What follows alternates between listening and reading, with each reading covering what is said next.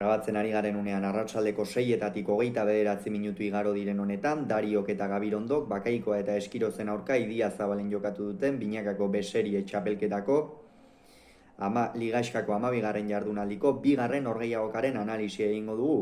Favorito ziren Bakaikoa eta Eskiroz eta ez dute hutsik egin 22 eta 12 irabazi ostean.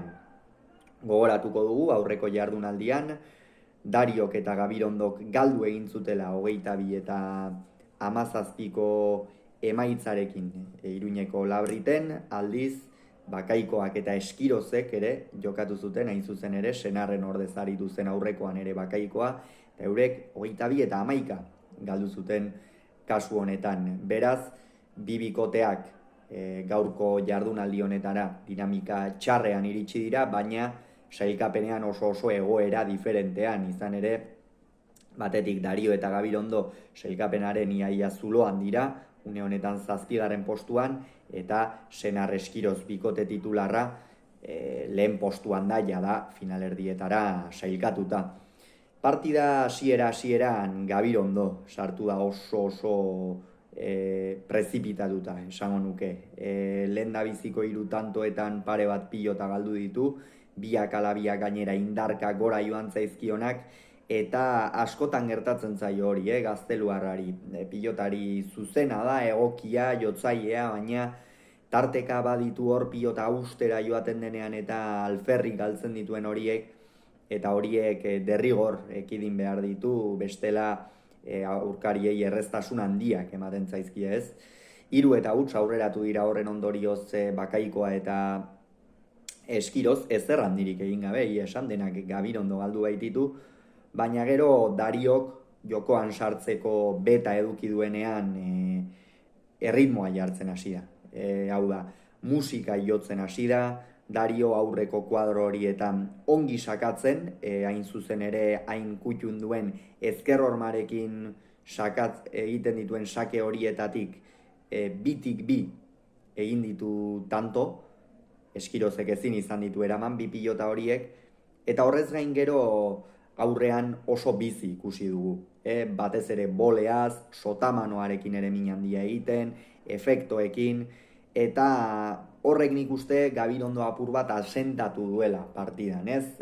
Beti aurrelaria konfiantzarekin ikusten duzunean eta nahi eta edo nahi gabe apur bat kutsatu ere egiten zaizu, eta hor Gabirondo apur bat zuzendu da. Horren ondorioz, lehen etenaldira 12 eta 10ko emaitzarekin iritsi dira, baina egia da, hor 8 eta 3 joan diren horretan, Dario oso ongi jokatzen ari zela, hor aukera bazutela, apur bat partida usteko, baina Gabirondok beste pare bat pilota galdu ditu, eta lehen da biziko etenaldira esango nuke Bakaikoak egindako bakarra izan duela, baina berme handiarekin aritu dira, eta hori nahikoa izan da, esan bezala lehen etenaldi horretara 12 eta 10ko horretara bizirik iristeko.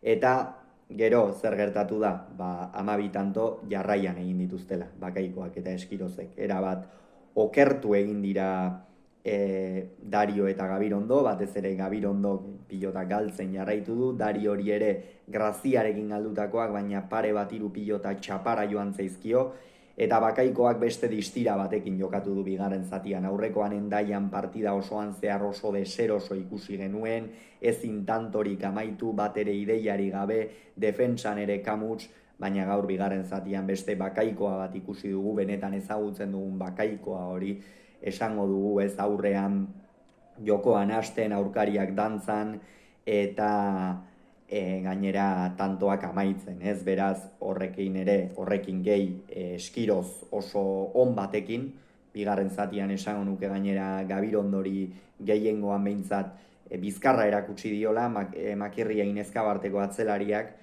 eta horren ondorioz 22 joan dira, ez zuzenean, 22 eta 12 irabazi dute honen bestez, eta Dario eta Gabirondo sailkapenaren zuloan urrengo 2 norgehiagokak irabaztera derrigortuta daude, baina gainera ez dago euren esku sailkatu edo ez. Beraz, papel oso zaila ipini zaie, eta bestaldetik berriz, Senarrek eta Eskirozek lidertza are gehiago sendotu dute, eta okerrik ez palima dago behintzat hurrengo bi jardunaldietan lider amaituko dute ligaxka hau. Hauxe beraz esan beharrekoa, hurrengoan gehiago izango duzu, bitartean on izan agur.